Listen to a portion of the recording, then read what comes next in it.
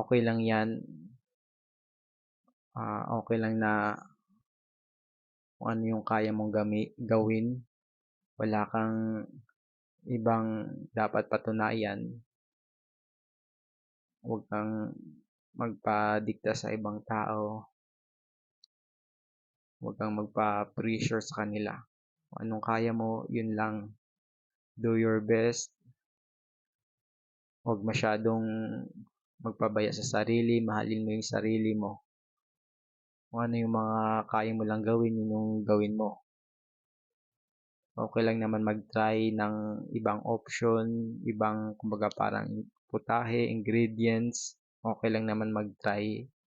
Okey lang na mag-fail, bumagsak ka, okey lang na hindi ka makuha, okey lang kahit ilang ulit ka pang mag-fail, okey lang yun. Mong Huwag mong sabihan yung sarili mo na ang hina-hina mo, huwag mong sabihan ng negative yung sarili mo. Okey lang na maranasan mo lahat ng negative, ng pagbagsak, okey lang 'yan.